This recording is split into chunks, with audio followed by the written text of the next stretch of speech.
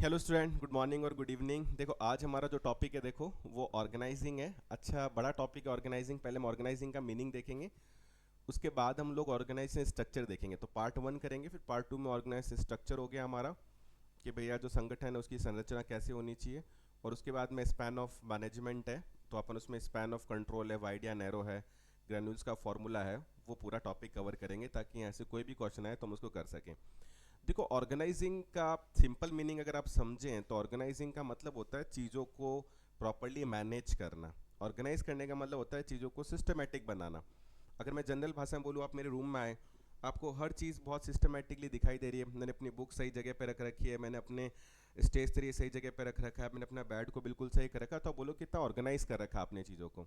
वैसे ही organise structure के अंदर भी ध्यान रखना। ऑर्गेनाइजिंग का मीनिंग ये है कि आपने प्लानिंग तो कर ली है भैया आपको क्या करना है, पर प्लानिंग को कंप्लीट भी तो करना है, उसको इम्प्लीमेंट भी तो करना है। तो इम्प्लीमेंट करने के लिए आपको रिसोर्स को ऑर्गेनाइज करना पड़ेगा कि भैया प्लानिंग कर लिया तो कौन सा काम आप किसको देना है, उसको कितने रिसोर्सेज की जरूरत पड़ेगी, किसको क्या रिस्पॉन्सिबिलिटी अथॉरिटी देनी है, उनके बीच में रिलेशन क्या होगा, कौन सीनियर होगा कौन जूनियर होगा, कौन किसको ऑर्डर इंस्ट्रक्शन देगा, क्या हमारे विजन मिशन है उस हिसाब से हमें काम करना है। तो वो ऑर्गेनाइजेशन के अंदर आएगा। इस पर बहुत सारे अलग अलग ऑथर ने अलग अलग डेफिनेशन भी दिए, तो उस पर भी हम बात करेंगे क्योंकि आपके बहुत सारे एग्जाम में डेफिनेशन भी काफ़ी पूछी जाती हैं। तो लिखा है देखो organising is the function of management which follows planning. तो देखो ऑर्गेनाइजिंग की अगर बात की जाए तो मैनेजमेंट का वो फंक्शन है, ध्यान रखना, जो प्लानिंग को फॉलो करता है, क्योंकि प्लानिंग होने के बाद में ऑर्गेनाइजिंग होगा, ध्यान रखना। उसके बाद में चीज़ों को जो है वो मेंटेन किया जाएगा, मैनेज किया जाएगा। And it is the process establishing orderly uses for all resources within the management system of the organisation. तो देखो क्या लिखा हुआ है कि ये वो प्रोसेस है, प्रक्रिया जिसमें हम स्टैब्लिश करते हैं ऑर्डरली यूजेस। ऑर्डरली का मतलब क्रम बनाएंगे कि रिसोर्सेज का क्रम क्या होगा, उनको उपयोग में कैसे लेना है हमें। जो ऑर्गेनाइजेशन के अंदर जो सिस्टम है, मैनेजमेंट है, उसमें किस तरीके से चीज़ों को इम्प्लीमेंट करना है।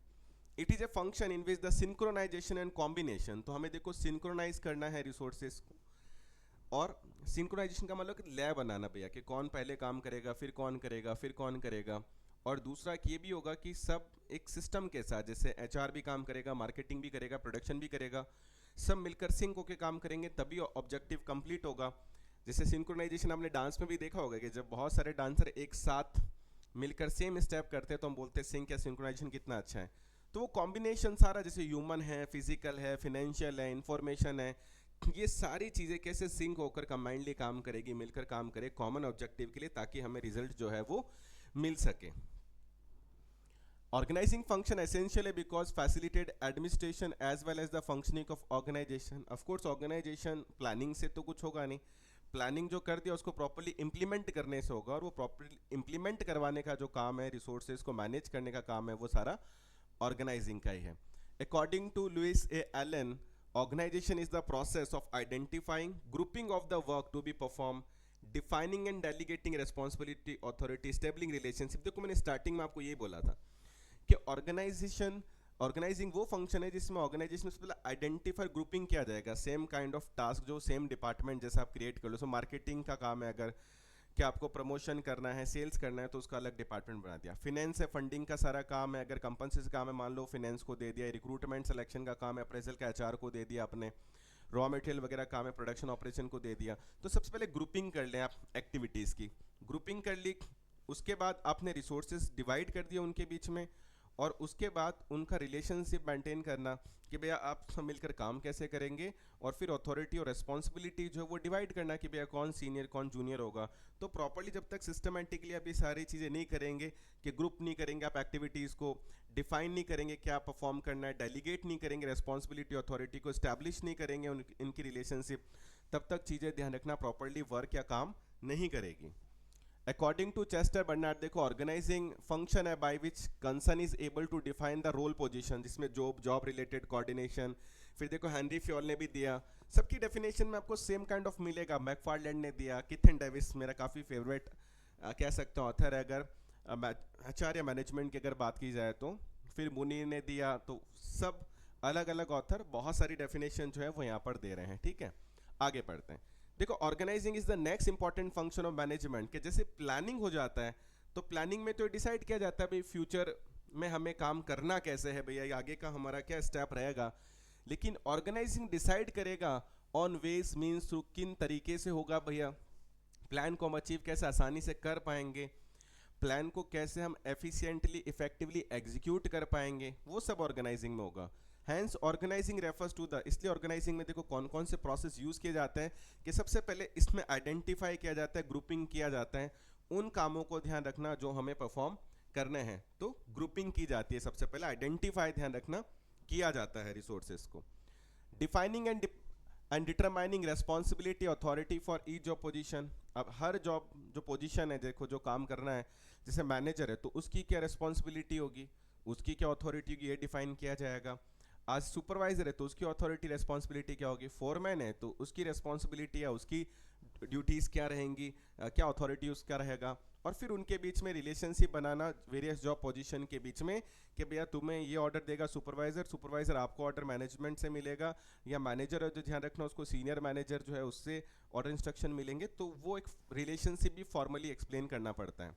डिटरमाइनिंग डिटेल रूल्स, देखो डिटेल रूल्स रेगुलेशन जो है आपके इंडिविजुअल के कोई काम किस तरीके से करना है, उसके क्या नियम होंगे, क्या विनियम होंगे, वो सारे जो ऑर्गेनाइजेशन के अंदर बना दिए जाएंगे ताकि वो काम करने में आपको आसानी रहे। प्रोसेस ऑफ ऑर्गेनाइजिंग की अगर देखो बात की जाए कि किस तरीके से किया जाता है, क्या स्टेप रहता है, तो ऑर्गेनाइजिंग लाइक प्लानिंग एक प्रोसेस होता है। जैसे प्लानिंग भी हम लोगों ने पढ़ा था, तो प्लानिंग में भी हमने क्या पढ़ा था, स्टेप्स होते हैं जिन्हें हमें फॉलो करने पड़ते हैं वन बाय वन।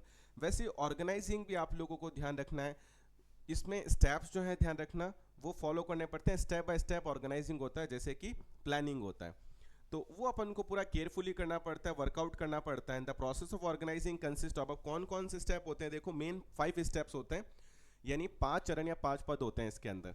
सबसे पहले आइडेंटिफिकेशन करना होगा एक्टिविटीज़ को, कि प्लानिंग के हिसाब से, नियोजन के हिसाब से हमें कौन कौन सी गतिविधियां जो है वो करनी है। और आप अगर टेक्निकली कभी मैनेजमेंट के फंक्शंस भी देखें तो पॉस्टकॉप आपने पढ़ा होगा, जो लूथर गुलिक ने दिया, प्लानिंग ऑर्गेनाइज, मतलब प्लानिंग का नेक्स्ट स्टेप भी क्या होता है, ऑर्गेनाइजिंग, डायरेक्टिंग, कंट्रोलिंग या स्टाफिंग, समझ रहे हैं, मतलब सेकंड स्टेप क्या होगा, organising.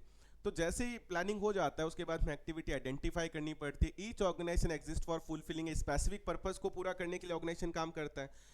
And this purpose identify the activities which perform by the organisation, और वो जो आपका पर्पस है देखो वही डिसाइड करेगा एक्टिविटीज को कि उस पर्पस को या उस गोल को अचीव करने के लिए कौन कौन सी एक्टिविटीज या गतिविधियां हमें करनी पड़ेगी।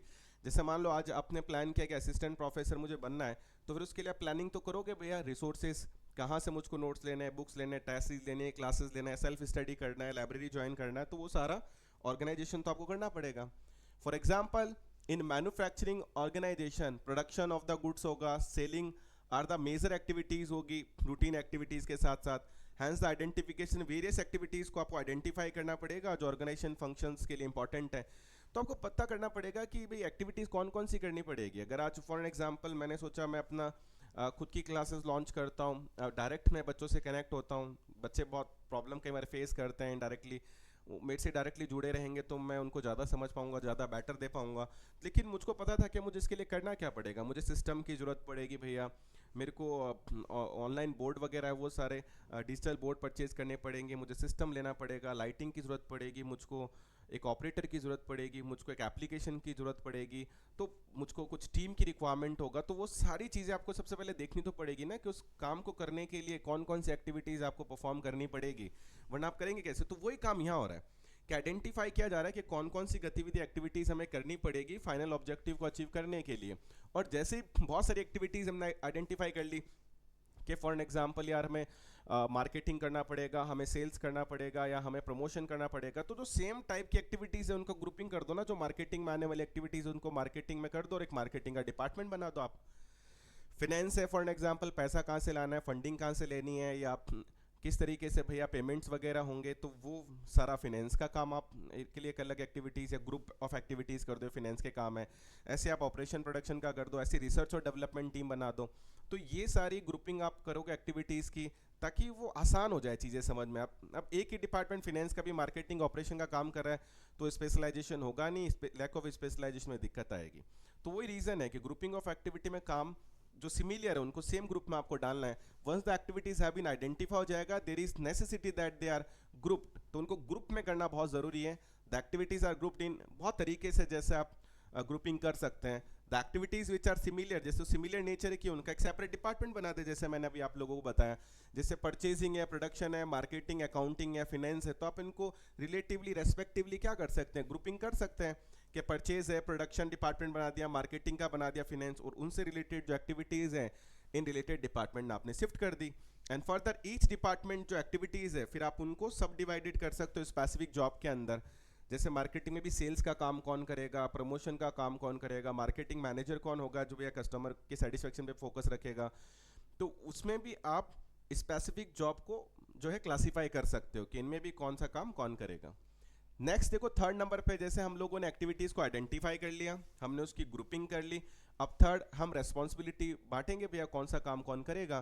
तो हैविंग कंप्लीटेड द एक्सरसाइज, जैसे आइडेंटिफाई कर लिया, ग्रुपिंग कर लिया, क्लासीफाई कर लिया हमने एक्टिविटीज़ को स्पेसिफिक जॉब में, individual employees come into picture. फिर देखो इंडिविजुअल एम्प्लॉय जो है वो पिक्चर में आएगा, तो एम्प्लॉय आर टू भी असाइन किया जाएगा, उनको रेस्पॉन्सिबिलिटी दी जाएगी, स्पेसिफिक जॉब से रिलेटेड उनको अथॉरिटी दिया जाएगा या रेस्पॉन्सिबिलिटी दी जाएगी, टास्क दिए जाएंगे, असाइनमेंट्स दिए जाएंगे, तभी तो वो जो काम एग्जीक्यूट होंगे। तो जैसे ग्रुपिंग हो गया आपका, नेक्स्ट काम होना चाहिए, अब रेस्पॉन्सिबिलिटी असाइन करना स्टार्ट करते हैं। फोर्थ नंबर पर आएगा देखो ग्रांटिंग अथॉरिटी, क्योंकि देखो responsibility without authority problem create करेगा कि आपने काम के लिए रेस्पॉन्सिबल तो कर दिया पर मुझे कुछ अथॉरिटी नहीं दे रखी है, तो मेरे जूनियर जो मैनेजर्स हैं वो तो सुनते ही नहीं है, या मेरे अंडर में जो काम करने वाला वर्कमैन फोरमैन है वो तो सुनता ही नहीं है। तो आपको कुछ अथॉरिटी भी देना बहुत ज़रूरी है ताकि आप अपनी रेस्पॉन्सिबिलिटी को प्रॉपरली फुलफिल कर सकें। तो ऑन द बेसिस ऑफ देखो स्पेसिफिक रेस्पॉन्सिबिलिटी जो इंडिविजुअल एम्प्लॉय को दी गई है, they are to be provided with the necessary authority, जो है ध्यान रखना उनको देना जरूरी है ताकि वो अपने असाइन रेस्पॉन्सिबिलिटी को कंप्लीट कर सकें, इफेक्टिवली परफॉर्म कर सकें। ध्यान रखना बिना ध्यान रखना अथॉरिटी के काम करने में दिक्कत आएगी। जैसे मान लो मुझको किसी इकोनॉमिक डिपार्टमेंट का हेड बना दिया इंस्टीट्यूट ने, और कुछ लोग हैं लेकिन मुझको बोला आप किसी को कुछ बोलोगे ही नहीं, आपके पास कोई अथॉरिटी नहीं है, तो वो नीचे वाले बंदे मेरा नहीं सुनेंगे, मैं काम को नहीं करवा पाऊंगा। बड़ी रेस्पॉन्सिबिलिटी आपने दे तो दी है पर विदाउट अथॉरिटी पूरा नहीं कर सकते। कल परसों मेरी वाइफ जो है स्कूल में प्रिंसिपल है, तो मुझे बता रही थी कि यार एक पेरेंट है उसने बोला कि मेरे बच्चों को अब मारना नहीं है, डांटना नहीं है। अब सोचो वो बच्चा डिसिप्लिन में है ही नहीं, अब जब टीचर उसको बोलता मेरी मम्मी ने मना किया था स्कूल में आप मुझको कुछ नहीं बोलोगे, तो आप समझो कि मतलब आपने रिस्पॉन्सिबिलिटी देती है कि बच्चे का डेवलपमेंट होना चाहिए पर अथॉरिटी के नाम पे जीरो, तो फिर ऐसी रिस्पॉन्सिबिलिटी फुलफिल नहीं हो सकती है। नेक्स्ट है देखो एस्टैब्लिशिंग रिलेशनशिप आ जाता है उसके बाद में, कि फिर डिपार्टमेंट के बीच में एक रिलेशनशिप भी होना जरूरी है क्योंकि सिंक होकर काम करना है, मिलकर काम करना है कॉमन ऑब्जेक्टिव के लिए। तो वेरी इंपॉर्टेंट पार्ट जो ऑर्गेनाइजिंग फंक्शन का वो है कि ईच एम्प्लॉय जो ऑर्गेनाइजेशन में है, ध्यान रखना किसको रिपोर्ट करेगा, उसको कहाँ से काम मिलेगा, वो सारी चीज़ें मतलब देखनी बहुत ज़रूरी है क्योंकि उसको पता होना चाहिए सीनियर जूनियर कौन है, रिपोर्टिंग अथॉरिटी इंस्ट्रक्शन, किसको परफॉर्मेंस अप्रेजल का रिपोर्ट बना के देना है, जूनियर को भी पता होना चाहिए कि उसको कंप्लेन कहाँ करनी कोई प्रॉब्लम हो तो।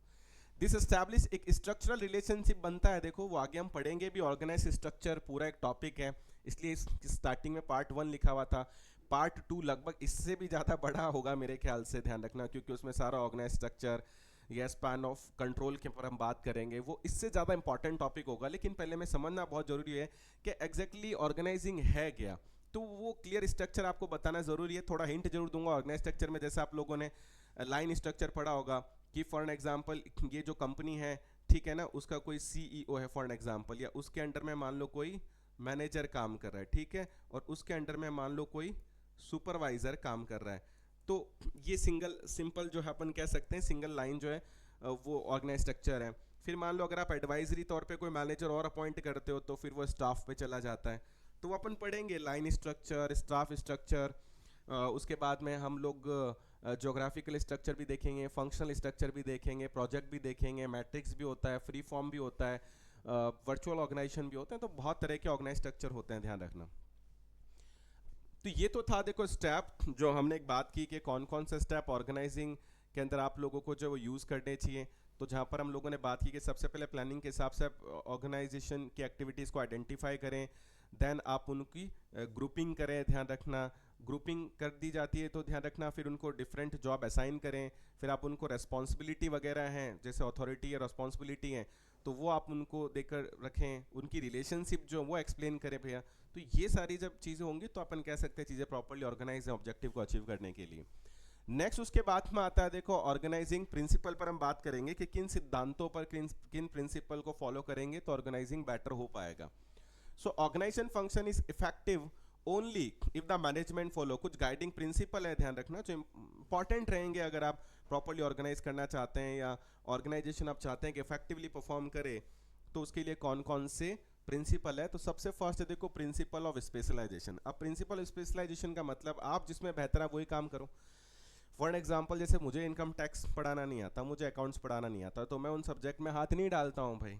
तो ध्यान रखना वो प्रिंसिपल स्पेशलाइजेशन है कि जिसको मैं पढ़ा सकता हूँ, जिसमें मेरी नॉलेज है, जिसमें मेरा एक्सपीरियंस है, मैं वो सब्जेक्ट पढ़ाने में इंटरेस्टेड रहूँगा, तो उससे मेरी परफॉर्मेंस अच्छी आएगी। जो अकाउंट्स ही पढ़ा सकता है वो अकाउंट्स पढ़ाएगा तो उसकी परफॉर्मेंस अच्छी आएगी। तो प्रिंसिपल ऑफ स्पेशलाइजेशन ये कहता है कि स्पेशलाइज वर्क को स्पेशलाइज ग्रुप ही परफॉर्म जो है वो करना चाहिए। जैसे मार्केटिंग का काम है मार्केटिंग करेगा, फाइनेंस का काम है वो फाइनेंस वाले बंदे ही करेंगे, प्रोडक्शन ऑपरेशन का काम प्रोडक्शन ऑपरेशन वाले ही करेंगे, रिसर्च का काम है तो वो R&D वाले ही करेंगे। तो according to the principle entire work जो ऑर्गेनाइजेशन का देखो share among the subordinate base on their उनकी क्वालिफिकेशन एबिलिटी स्किल्स के हिसाब से। जैसे आज जो चीज़ में मेरी एबिलिटी स्किल्स है तो मैं वो काम करना पसंद करूँगा। Hence effective organisation can be achieve through, आप स्पेशलाइजेशन और डिवीजन ऑफ वर्क के थ्रू जो है वो आप ऑर्गेनाइजेशन के जो ऑब्जेक्टिव है वर्क है उनको इफेक्टिवली कर सकते हो। वो देखो सबसे पहले किसको कौन सा काम देना है। Second principle of functional definition. अब देखो फंक्शनल डेफिनेशन का मतलब क्या होता है कि जो ग्रुपिंग जो आपने बात की कि मार्केटिंग का जो काम है तो वो मार्केटिंग डिपार्टमेंट से हो, तो वो एक फंक्शनल डिपार्टमेंट के तौर पर क्रिएट हो जाएगा। क्या आप एक फंक्शनल ग्रुप तैयार कर लो उसके लिए, फाइनेंस का काम हो फाइनेंस का डिपार्टमेंट करेगा, तो वो एक फंक्शनल प्रिंसिपल हो गया एक तरीके से अपना। तो the principle state that all the work in the organisation to be fully and clearly describe होना चाहिए। मैनेजर को और सबऑर्डिनेट को क्लियरली पता होना चाहिए किसको कौन सा काम करना है, कौन किस काम के लिए जो है वो रेस्पॉन्सिबल होगा। फॉर इंस्टांस देखो initial work production marketing finance, the authority of manager responsibility of the worker and the relationship toward each other must be clearly define होनी चाहिए उनको कि भैया उनका वर्किंग डिपार्टमेंट क्या है। जैसे आज फिनेंस है तो उसका वर्किंग डिपार्टमेंट क्या है, अगर मार्केटिंग है तो उसकी क्या मैनेजर की अथॉरिटी रेस्पॉन्सिबिलिटी है, तो वो उसको अपना फंक्शनल एरिया क्लियर होना चाहिए। Clarification in the authority and responsibility organisation की ग्रोथ में हेल्प करता है। हमने मोटिवेशन में भी पढ़ा था, आपने देखा होगा पॉटर लॉलर मॉडल के अंदर, कि जब रोल क्लैरिटी नहीं होती, ध्यान रखना, तो आप एफर्ट डालते हैं तो भी परफॉर्मेंस नहीं आती है, फिर वो बंदा डिससेटिस्फाई होता है क्योंकि उसको रिवॉर्ड नहीं मिलते। तो वो बात यहाँ पर बताई गई है। देखो जितनी रेस्पॉन्सिबिलिटी अथॉरिटी क्लियर होगी ऑर्गेनाइजेशन में जो ग्रोथ है, ध्यान रखना, आपकी उतनी ज़्यादा होगी। नेक्स्ट थर्ड नंबर पर है देखो प्रिंसिपल ऑफ सुपरविजन और स्पैन ऑफ कंट्रोल की हम लोग बात कर रहे हैं। देखो तो प्रिंसिपल ऑफ सुपरविजन और स्पैन ऑफ कंट्रोल कि भैया एक बंदा जो है वो कितने लोगों को सुपरवाइज कर सकता है, इस टॉपिक को हम आगे भी पढ़ेंगे। अब स्पैन ऑफ कंट्रोल में भी आप पढ़ते हैं कि दो तरीके का स्पैन हो सकता है, वाइड हो सकता है, नैरो। वाइड होगा तो मैं अपनी थोड़ी जो अथॉरिटी एक तरीके से वो शेयर करूंगा। तो मैं जैसे मान लो क्लास में एक टीचर मॉनिटर को अपॉइंट कर देता है, अपनी अथॉरिटी थोड़ी उसके साथ शेयर करता है, तो उसको क्लास को कंट्रोल करने में आसानी हो जाती है, तो वो वाइड मैनेजमेंट कर सकता है। ध्यान रखना, ज़्यादा लोगों को जो है वो कंट्रोल कर सकता है। लेकिन नैरो अथॉरिटी का कॉन्सेप्ट अगर चलेगा कि मैं ही अकेला ही भी अपनी अथॉरिटी खुद के पास रखूंगा और मैं ही सभी को कंट्रोल करूंगा, तो अकेला बंदा फिर ज़्यादा लोगों को देखो मैनेज या कंट्रोल नहीं कर पाएगा, तो उसको अपन नैरो जो है ध्यान रखना स्पैन ऑफ कंट्रोल बोलते हैं। तो वो हॉरिजेंटल से भी जाना जाता है वाइड, और ये वर्टिकल से भी जाना जाता है, इसको डिटेल में हम लोग आगे पढ़ेंगे। तो principle state that span of control shows the number of employ that एक सिंगल मैनेजर मतलब कितना इफेक्टिवली हैंडल या कंट्रोल कर सकता है नंबर ऑफ एम्प्लॉयज को। The management is to decide the number of employees that a manager can handle and decision can be chosen from either a wide और narrow. देखो आए ना कि भाई वो मैनेजर को चूज करना पड़ेगा, वो डिसाइड करेगा कि वो वाइड स्पैन की तरफ जाता है या नैरो स्पैन की तरफ जाता है। वो डिपेंड करेगा कि वो अपनी अथॉरिटी शेयर करना चाहता है या नहीं करना चाहता, कुछ हद तक मैनेजर के देखो बिहेवियर पे भी डिपेंड करता है। तो दो टाइप के देखो स्पैन ऑफ कंट्रोल होंगे, एक होगा वाइड स्पैन ऑफ कंट्रोल जिसमें मैनेजर देखो इजीली सुपरवाइज कर पाएगा, इफेक्टिवली बड़े ग्रुप को हैंडल कर पाएगा ऑफ सबऑर्डिनेट इंडिपेंडेंटली, क्योंकि रीजन है क्योंकि वो अपनी अथॉरिटी कुछ हद तक शेयर कर रहा है। जैसे कई बार बड़ी क्लासरूम में क्लास टीचर दो मॉनिटर बना देती है कि तुम इधर का ध्यान रखो उधर, अब तीन जने मॉनिटर कर रहे हैं, क्लास टीचर का भी ध्यान है अगर वो कॉपी चेक या असाइनमेंट कर रहा है थोड़ा बहुत, और दो जने और लग रहे हैं, तो आपने जैसे ही अपनी अथॉरिटी शेयर की तो देखो आप ज़्यादा लोगों को जो है वो कंट्रोल या मैनेज कर पा रहे हैं। याद रखना आप रेस्पॉन्सिबिलिटी शेयर नहीं कर सकते हो। बच्चों ने शोर किया क्लास में, कोई भी डिस्टर्बेंस हुआ अगर, तो फिर होगा ये कि प्रिंसिपल तो ये नहीं बोलेगा आप मॉनिटर को आके, वो तो टीचर को बोलेगा आपकी क्लास में क्या हो रहा है। तो आप रेस्पॉन्सिबिलिटी डेलीगेट नहीं कर सकते, आप अथॉरिटी डेलीगेट कर सकते हो। अथॉरिटी डेलीगेट करोगे तो आपका स्पैन ऑफ जो कंट्रोल है, ध्यान रखना, वो इंक्रीज होता है, जिसको अपन वाइड स्पैन बोलते हैं। और नैरो स्पैन ऑफ कंट्रोल होगा तो मैनेजर देखो does not have to supervise and control large group को, फिर आप नहीं कंट्रोल कर सकते हो the work and authority share among many subordinate. क्योंकि देखो यहाँ पर क्या हो रहा है कि अकेला बंदा जो है वो चीज़ों को मैनेज करने की कोशिश कर रहा है। जैसे मुझे लग रहा है कि नहीं यार, मैं ही, मेरी रिस्पॉन्सिबिलिटी है क्लास को मैनेज करना, तो मैं ही क्लास को कंट्रोल करूँगा। तो फिर एक अकेला बंदा जो अपने अथॉरिटी शेयर नहीं करता है, तो फिर वो वहाँ पर कम लोगों को ध्यान रखना प्रॉपरली मैनेज या कंट्रोल कर पाएगा। उस पर भी हम बात करेंगे कि मैनेजर कितना इफेक्टिवली कितने नंबर्स को कंट्रोल कर सकता है। नेक्स्ट टॉपिक में अपन इनको जब डिटेल से पढ़ेंगे तब बात करेंगे। तो लिखा है देखो, narrow span of control in manager does not have to supervise and control a large group of employee as the work and authority shared among many subordinate, hence the manager need to supervise only a selected number of employee at a one time। तो यहाँ पर वो कुछ लोगों को ही ध्यान रखना, वो शेयर तो कर नहीं रहा है, तो कुछ लोग ही उसके अंडर में होंगे जिनको उनको सुपरवाइज करना होगा, तो वो नैरो स्पैन ऑफ मैनेजमेंट हो जाएगा। नेक्स्ट है देखो प्रिंसिपल ऑफ स्केलर चेन। और स्केलर चेन का कॉन्सेप्ट आप लोग देखो हेनरी फ्योल जो है उसके 14 प्रिंसिपल के अंदर भी पढ़ते हैं स्केलर चेन की अगर हम बात करते हैं तो देखो it is the chain of command और authorisation in which there is minimum wastage of resources, communication is unaffected, overlapping of work is prevented and this facilitate effective organisation. अब स्केलर चेन का मतलब क्या है, देखो आप सब लोगों ने हेनरी फ्योल ने जो 40 प्रिंसिपल दिया था वहाँ पर भी आप लोगों ने पढ़ा होगा कि जैसे इसको कोई अगर इंस्ट्रक्शन देना है तो ये इसको देगा, मतलब कोई सजेशन देना है, ये सजेशन यहाँ जाएगा यहाँ जाएगा, या इनको कुछ ऑर्डर देना है फॉर एन एग्जांपल, तो ये इसको ऑर्डर देंगे, ये इसको ऑर्डर देंगे, इसको ऑर्डर देंगे। तो स्टेप बाय स्टेप जो है ध्यान रखना वहाँ पर फ्लो चलता है इन्फॉर्मेशन का, इसलिए यहाँ पर लिखा हुआ है कि मिनिमम वेस्टेज होंगी चीज़ें, एक स्टेप को फॉलो करते हुए जाएंगे। तो फॉर एग्जांपल कम्युनिकेशन जो है आपका अनअफेक्टेड रहेगा, ओवरलैपिंग जो है ध्यान रखना वो प्रिवेंट हो जाएगी। तो स्केलर चेन का जो कॉन्सेप्ट है ध्यान रखना वो एक्चुअली यूज़ किया जाता है ऑर्डर और इंस्ट्रक्शंस जो है आपके, वो प्रॉपरली इन्फॉर्मेशन का जो है वो फ्लो हो, वहाँ पर कोई डिस्टर्बेंस नहीं आए, क्योंकि इफेक्टिव ऑर्गेनाइजेशन के लिए इसको फैसिलिटेट करना ज़रूरी है। फिर आप लोगों ने गैंग प्लान भी पढ़ा होगा, वहाँ पर खैर मैनेजमेंट में डिस्कस करेंगे कि कभी कभी क्या होता है कि कुछ स्पेशल सिचुएशन के अंदर ऐसा भी होता है कि इस बंदे को यहाँ तक कोई बात पहुँचानी है, तो अगर वो स्टेप बाय स्टेप जाएगा तो टाइम लगेगा, तो फिर वो डायरेक्ट यहाँ तक कोई बात पहुँचा सकता है, तो फिर अपन उसको क्या बोलते हैं, गैंग प्लान बोलते हैं, ध्यान रखना। तो वो चीज़ भी पॉसिबल है, लेकिन फिलहाल यहाँ पर स्केलर चेन की बात की जा रही है कि flow of authorisation from the top level to the bottom level enable the manager के वो उनको अथॉरिटी के बारे में थोड़ा पता रहता है, अपनी पोजीशन के बारे में पता रहता है, क्योंकि हर चीज़ प्रॉपर सिस्टम से जो है वो फ्लो होकर जा रही है इसलिए। और स्पेशल सिचुएशन में मैंने बोला था वहाँ पर हेनरी फ्योल ने बोला आप गैंग प्लान भी कर सकते हैं, ध्यान रखना, लेकिन वो स्पेशल सिचुएशन में हो सकता है शॉर्ट सर्किट कर सकते हैं कि यहाँ से इन्फॉर्मेशन यहाँ जाई जाए, क्योंकि फिर यहाँ पर पहुँचने में टाइम लगेगा, अदरवाइज स्केलर चेन यूज़ करना है।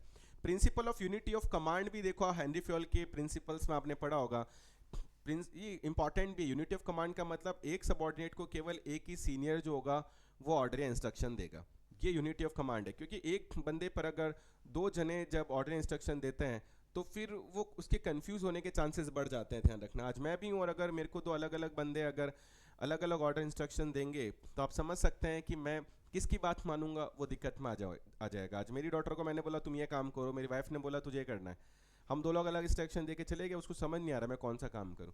तो यूनिटी ऑफ कमांड होना चाहिए कि एक अगर एम्प्लॉय है तो उस पर एक ही मैनेजर होना चाहिए। तो as per this principle one subordinate is accountable to only one superior at a time ही होना चाहिए उसके ऊपर। And this help in preventing lack of communication feedback and also bring about, तो इससे क्या क्विक रेस्पॉन्स उसको देखने को मिलेगा। और इन प्रिवेंटिंग के लैक ऑफ जो कम्युनिकेशन है फॉर एग्जाम्पल वो दिक्कत नहीं आएगी, फीडबैक आपको तुरंत मिलेंगे।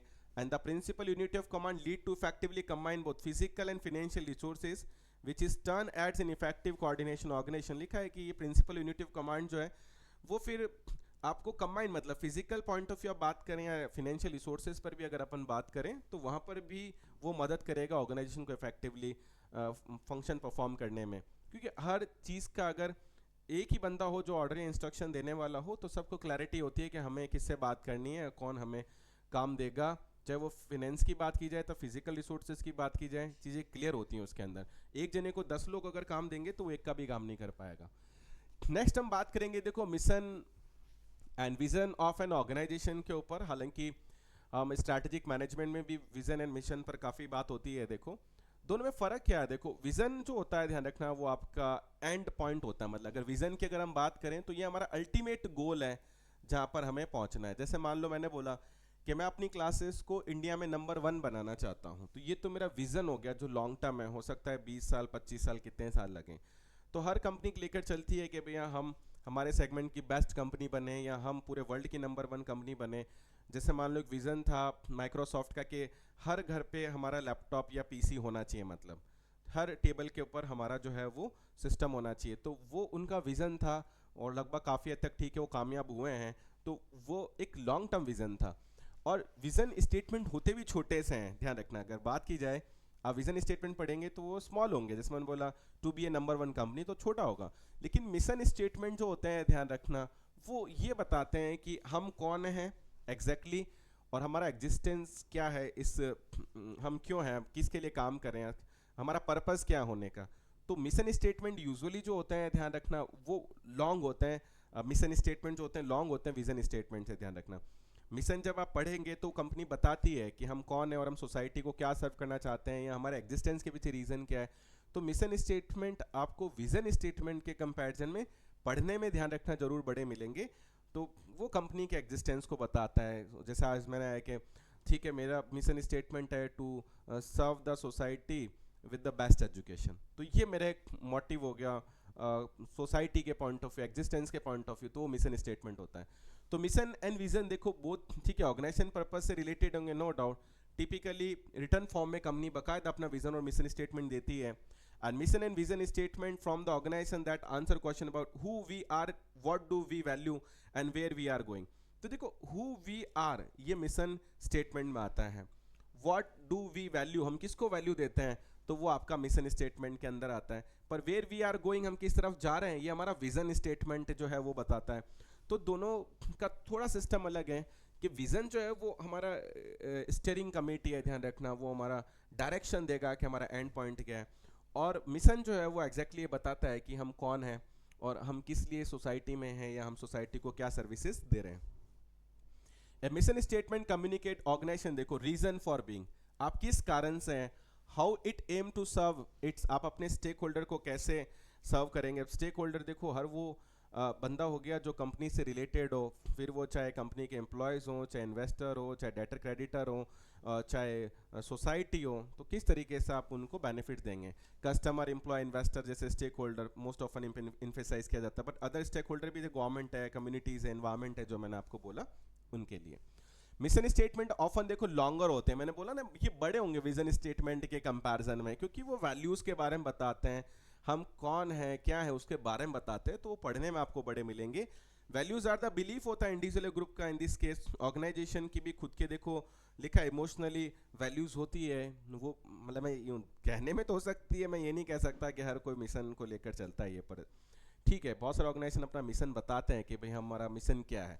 आज मैं सोचूं कि यार मुझे ज़्यादा से ज़्यादा बच्चों को एजुकेट करना है, उनको करियर बनाने में मदद करनी है, उनको मुझे अच्छे स्कूल या अच्छे कॉलेजेस के अंदर अच्छी जॉब पे लगाना है, तो वो मेरा एक मिशन हो सकता है, ध्यान रखना। विज़न ये हो सकता है कि यार मैं एजुकेशन इंडस्ट्री में सबसे नंबर 1 जाऊँ, या मेरा ये मिशन हो सकता है मैं हर बच्चे को एजुकेट करूँ, तो वो मेरा एक मिशन विज़न हो सकता है लॉन्ग टर्म के लिए। द स्टारबक्स के देखो मिशन स्टेटमेंट की अगर बात की जाए, 6 गाइडिंग प्रिंसिपल जो हैं जैसे उन्होंने अपने रख रखे थे। स्टारबक्स आपको पता होगा बहुत ही फेमस कंपनी है, टाटा का आपने देखा होगा कि इसके साथ शायद टाटा जो उसने स्टारबक्स का टेक ओवर किया है, या टाटा के साथ जो भी है इसका ब्रांडिंग, तो उन्होंने अपने 6 गाइडिंग प्रिंसिपल रखे हुए हैं। अगर हम मिशन स्टेटमेंट की बात करें, विजन तो छोटा होगा इसका, पर मिशन स्टेटमेंट 6 गाइडिंग प्रिंसिपल है। देखो जैसे पहला प्रोवाइडिंग ग्रेट वर्क इन्वायरमेंट, कि हम अच्छा इन्वायरमेंट देंगे, हम ट्रीट करेंगे ईच अदर एक दूसरे को काफ़ी रेस्पेक्ट से और डिग्निटी से। तो देखो वो वहाँ पर उन्होंने फर्स्ट प्रिंसिपल रखा है। Second, embrace diversity essential component, कि भैया हमारे जिस तरह से भी लोग आएंगे, विविधता आएंगे, हम उन सब का भैया रेस्पेक्ट करेंगे।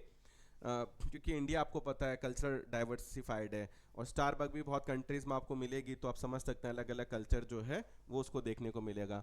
अप्लाई हाई स्टैंडर्ड एक्सीलेंस रखेंगे, दिखा हुआ है देखो, purchasing roasting fresh delivery of coffee की, कॉफ़ी के अंदर हम हाईएस्ट स्टैंडर्ड रखेंगे, एक्सीलेंट परचेजिंग, रोस्ट करना उसका, फ्रेश डिलीवर करना है हमें कॉफ़ी को, ऐसा नहीं है कि भैया सप्लाई चेन खराब है पुराना कॉफ़ी सर्व कर दिया। डेवलप करना है एंथुसियास्टिक और सेटिस्फाई कस्टमर हो हमारा, कंट्रीब्यूट करना है हमें कम्युनिटीज एनवायरनमेंट के लिए, रिकॉग्नाइज दैट प्रॉफिटेबिलिटी एसेंशियल है फ्यूचर की सक्सेस के लिए। तो इन सब पे हमें ध्यान रखना ही है, साथ ही साथ हमें फोकस किस पे करना है, प्रॉफिट पे भी करना है, क्योंकि चीज़ें चलेंगी तभी जब हम प्रॉफिट पे काम करेंगे। पर सोचो इसके 6 गाइडिंग प्रिंसिपल है फॉर मिशन ओनली। और विजन स्टेटमेंट की अगर हम बात करते हैं, vision statement contrast is a future oriented declaration होता है। अभी ऑर्गेनाइजेशन जैसे मेन पर्पस क्या उसका, in many way you can say that mission statement lay out organisation purpose for being, जैसे मिशन स्टेटमेंट क्या बताता है, पर्पस फॉर बीइंग, हम क्यों एग्जिस्टेंस में, हम क्यों अस्तित्व में, हम क्यों इस दुनिया में आए हैं। एंड विजन स्टेटमेंट से based on that purpose this is what we wanted to become, और विजन स्टेटमेंट ये बताता है हम क्या बनना चाहते हैं भाई, हमारा एंड पॉइंट क्या है। जैसे मैंने बोला कि मैं पूरी सोसाइटी को एजुकेट करना चाहता हूँ, ये मेरा मिशन है। फिर मैंने बोला मैं एजुकेशन में नंबर 1 बनना चाहता हूँ, तो ये मेरा विजन है। तो इस तरीके से दोनों में कॉन्ट्रास्टिंग है, ध्यान रखना। विजन आपका एंड पॉइंट है, और मिशन जो है ध्यान रखना वो आप एग्जिस्टेंस में क्यों है, आपकी वैल्यू सिस्टम क्या, आप सोसाइटी स्टेक होल्डर्स के क्या करेंगे, वो सारी चीज़ों को वो शो करता है।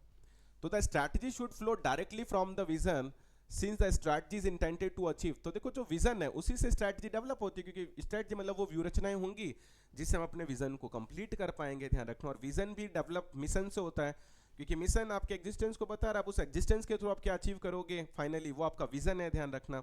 और उस विजन को अचीव करने के लिए स्ट्रैटेजीज बनाई जाती हैं। फिर आपको बताओ कि स्ट्रैटेजीज के लिए भी गोल सेट किए जाते हैं, फिर गोल्स को अचीव करने के लिए भी देखो प्लान्स बनाए जाते हैं, उसको अचीव करने के लिए फिर पॉलिसीज बनाई जाती है, रूल्स रेगुलेशन बनाए जाते हैं, फिर बजट बनाया जाता है। तो ऐसे एक हायरार्की चलती है इनके अंदर। तो टिपिकली विजन स्टेटमेंट देखो रिलेटिवली ब्रीफ होता है, लिखा ना इन द केस स्टारबक का विजन स्टेटमेंट क्या है, देखो, establish Starbuck as the premier purveyor of the finest coffee in the world while maintaining our uncompromising principle as we grow। तो देखो एक छोटा बस इनका एक विजन स्टेटमेंट है कि स्टारबक जो है वो प्रीमियर परवेयर बनना चाहता है भैया, फाइनेस्ट कॉफी वर्ल्ड की जो है वो देना चाहता है, मेंटेन करना चाहता है वो अनकॉम्प्रोमाइजिंग प्रिंसिपल, कहीं पर भी वो कॉम्प्रोमाइज़ नहीं करना चाहते हैं। तो स्टारबक का देखो ये कि हम ग्रो करने के साथ साथ क्वालिटी के साथ कोई समझौता नहीं करेंगे। पर एंड पॉइंट इनका भी देखो वही है कि वो प्रीमियम फाइनेस्ट कॉफ़ी जो है उसके नाम से जाना जाना चाहते हैं पूरे वर्ल्ड के अंदर। पर देखो स्टारबक का मिशन स्टेटमेंट ये नहीं है कि टू सर्व द सोसाइटी, ये भी मैंने ऑब्जर्व किया, क्योंकि उसकी हर कॉफ़ी बहुत महंगी है, आप समझ सकते हैं। तो जब उसकी हर कॉफ़ी बहुत महंगी है तो इट मीन्स वो प्रीमियम क्लास को लेकर टारगेट करें, प्रीमियम क्वालिटी पर ही वो काम कर रहे हैं। तो उनका मिशन अलग है, ध्यान रखना, कि वो क्वालिटी पर जा रहे हैं, प्रीमियम पर जा रहे हैं। अब वहाँ पर वो फाइनेस्ट बनना चाहते हैं, वो उनका विज़न है, ध्यान रखना। तो मिशन और विज़न पर आप समझ पा रहे हैं कि डिफरेंस क्या है। Sometime vision statement is also capture in short tag line, जैसे कई बार विजन स्टेटमेंट में ना शॉर्ट टैग लाइन के जैसे भी होते हैं।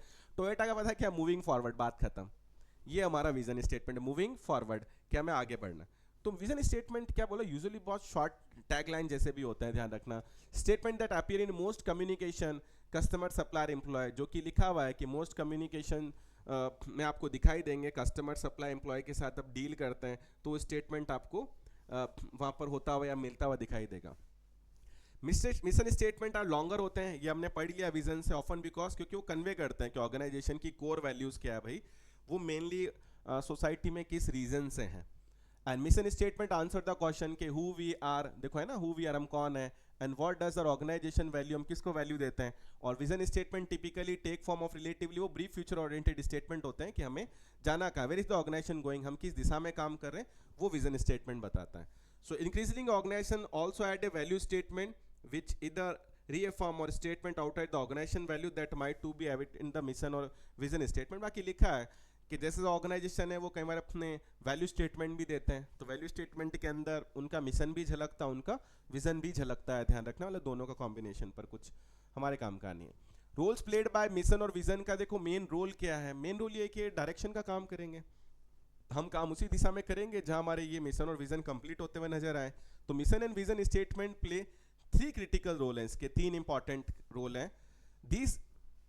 These interdependent cascading role and the relationship among them are summarise in the figure. तो अपन इनको भी फिगर के अंदर देखते हैं कि देखो इंटरडिपेंडेंट है, कैस्केडिंग रोल है ध्यान रखना, और रिलेशनशिप है उनके बीच में, तो परस्पर निर्भर भी है ध्यान रखना, काफी व्यापक भूमिकाओं में भी वो नजर आएंगे और उनके बीच में आपसी संबंध भी दिखाई देगा।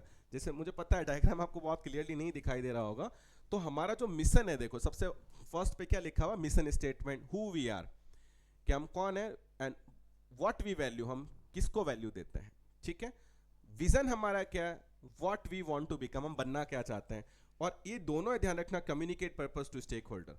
तो ये स्टेक होल्डर जो है जो कंपनी से रिलेटेड है उनको पर्पस कम्युनिकेट करते हैं कि कंपनी बनना क्या चाह रही है, कंपनी का मेन गोल क्या है और उसका वैल्यू सिस्टम क्या है, या कंपनी जो है सोसाइटी के लिए क्या करना चाहती है, या उसके एग्जिस्टेंस के पीछे ऑब्जेक्टिव क्या है। इनको अचीव करने के लिए स्ट्रैटेजी बनेगी, how we will achieve our vision, कि हम अपने विजन को अचीव कैसे करेंगे। तो वो स्ट्रैटेजी बनाई जाएगी क्योंकि हमें अपने विजन को जो है वो एकम्प्लिश करना है जो हम लेकर चल रहे हैं, और उसके लिए देखो गोल और ऑब्जेक्टिव बनाए जाएंगे, and how we gauge our degree of success.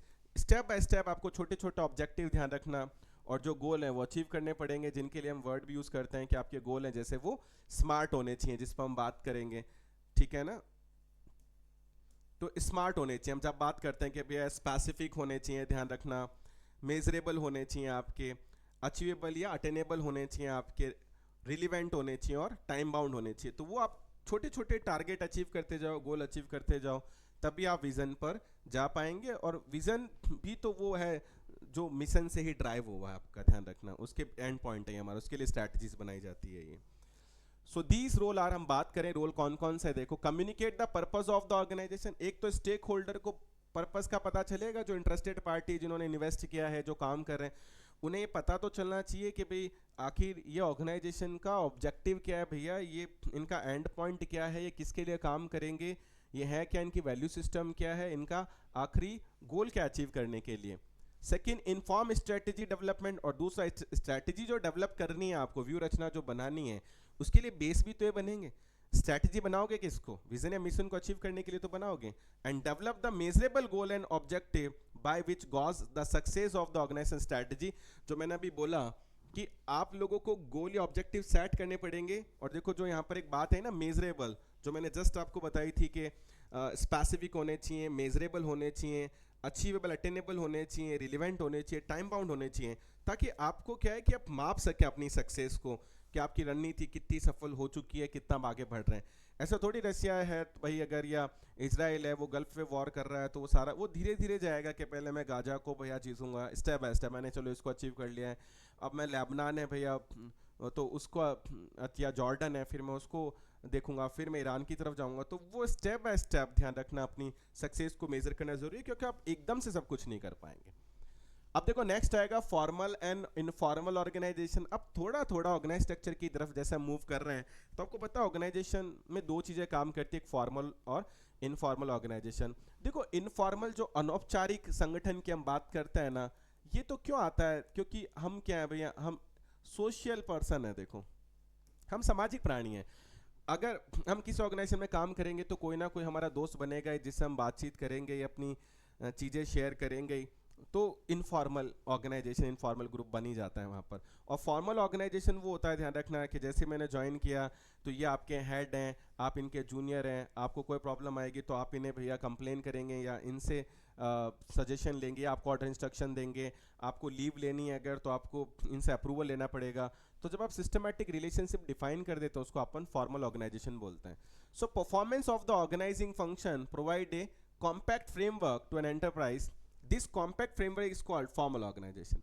कि देखो ऑर्गेनाइजेशन जो एक कॉम्पैक्ट फ्रेमवर्क का मतलब उसकी पूरी कार्य प्रणाली जो है ध्यान रखना वो आपने सेट कर रखी है, तो उसको फॉर्मल ऑर्गेनाइजेशन बोलते हैं।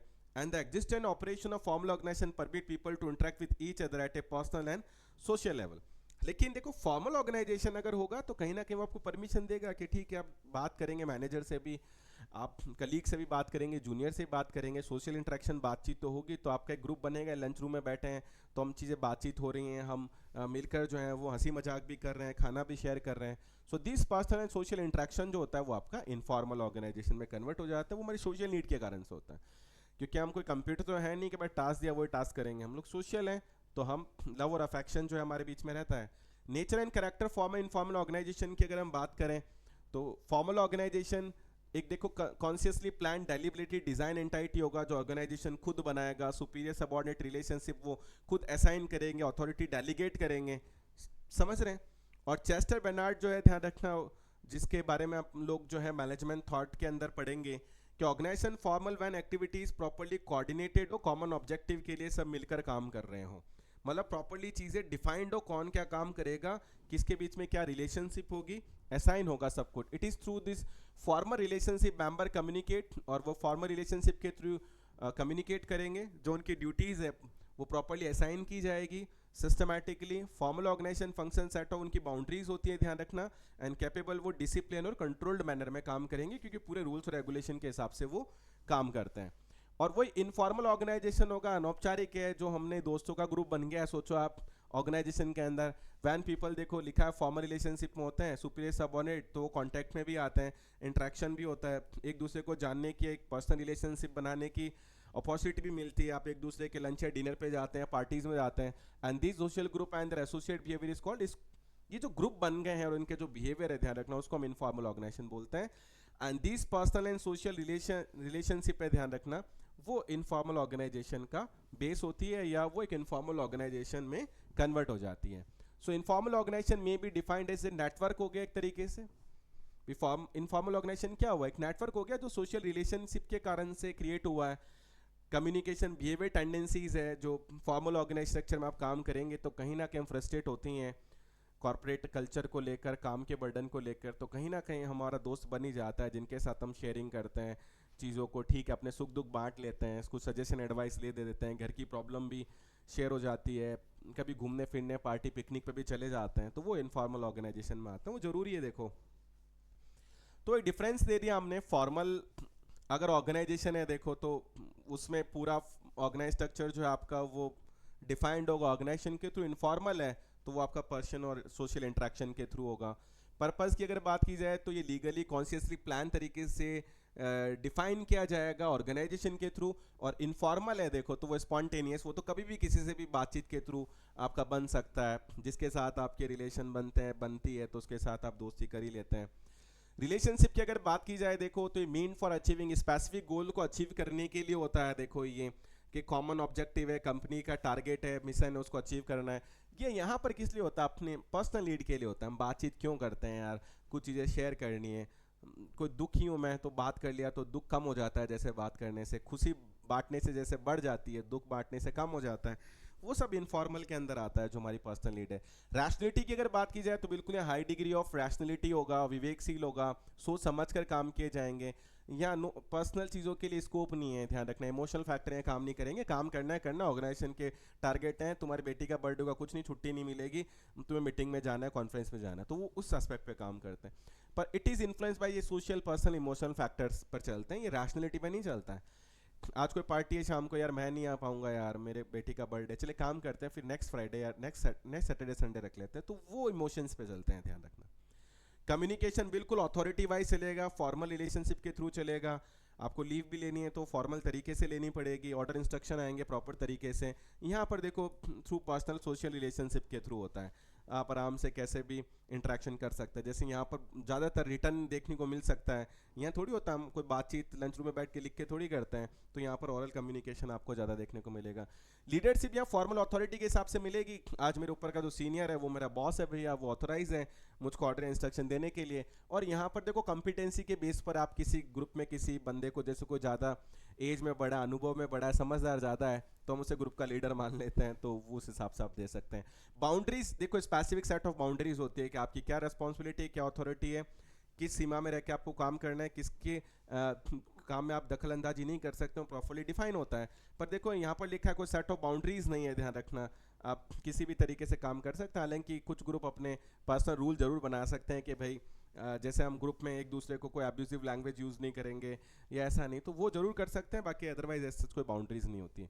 नेचर की बात की जाए तो it is normative and idealistic in nature है, मतलब ये तो बिल्कुल ही देखो स्टैंडर्ड पर काम करेगा, और नॉर्मेटिव मतलब नेचर वाइज सजेस्टिव होता है, ठीक है ना। नॉर्मेटिव नेचर मतलब सजेस्टिव होता है, क्योंकि यहाँ पर सजेशंस दिए जाएंगे कैसे मैनेजमेंट को इम्प्रूवमेंट किया जा सकता है। और ये थोड़ा रियलिस्टिक होता है, ध्यान रखना। एक्चुअल है जो हम काम कर रहे हैं इनफॉर्मल में, हम दोस्त जो भी मिलकर डिस्कशन कर रहे हैं, तो वो रियलिस्टिक भी एक्चुअल भी है। और यहाँ पर क्या है कि ये थोड़ा आइडियलिस्टिक पैटर्न पे काम करेगा, स्टैंडर्ड को फॉलो करेगा, सब अपने सजेशन देंगे बेटर कैसे किया जा सकता है ऑर्गेनाइजेशन को। तो नॉर्मेटिव होता ही क्या है, जहाँ पर सजेशन या सुझाव दिए जाते हैं nature wise. System and procedure होंगे, बिल्कुल यहाँ पर प्री डिटरमाइन सिस्टम प्रोसीजर होगा हर चीज़ का। आज मैं किसी फॉर्मल ऑर्गेनाइजेशन में काम कर रहा हूँ तो एक सिस्टम है, पंच इन होगा, पंच आउट होगा, लीव का होगा, हाफ डे अगर आपको लेना है, असाइनमेंट्स करने वाला, हर चीज़ बिल्कुल सिस्टम प्रोसीजर से चलती है।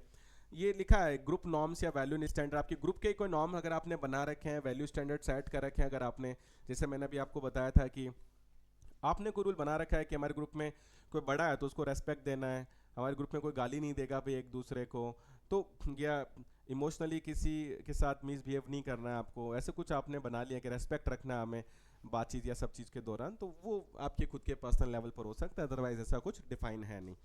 तो देखो ये था हमारा फर्स्ट पार्ट, ध्यान रखना, जिसके अपन बात कर रहे हैं अभी ऑर्गेनाइजिंग का। इसका सेकेंड पार्ट जो होगा वो काफ़ी क्रूशियल, काफ़ी इंपॉर्टेंट होगा, ध्यान रखना। और ये एग्जाम में काफ़ी क्वेश्चन देता है, इवन या फर्स्ट ग्रेड है तो वहाँ भी ऑर्गेनाइजिंग आता है, आपका नेट का एग्जाम देंगे तो वहाँ भी ऑर्गेनाइजिंग आएगा, आप असिस्टेंट प्रोफेसर एग्जाम देंगे तो वहाँ भी ऑर्गेनाइजिंग आएगा, आप सीबीएसई में तो भी ऑर्गेनाइजिंग है। तो आप समझ रहे हैं कि बहुत ही वर्सेटाइल, बहुत ही वाइड और इंपॉर्टेंट टॉपिक है।